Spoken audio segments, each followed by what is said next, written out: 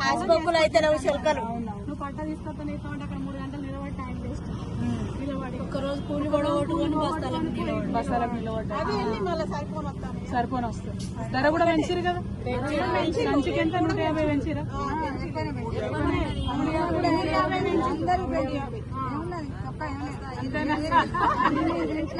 ఏ మనం రేవంత్ రెడ్డి లెక్క మాట్లాడద్దు, తిట్టద్దు, మనం తిట్టద్దు, అదే తిట్టద్దు, చెప్పాలి ముచ్చట. కానీ బరాబర్ అడుగుదామమ్మా, వచ్చేటి చాలా ఉన్నాయి, రావాలి అడుగుదాము. మీరు జర గట్టిగా ఉండరు అంతే.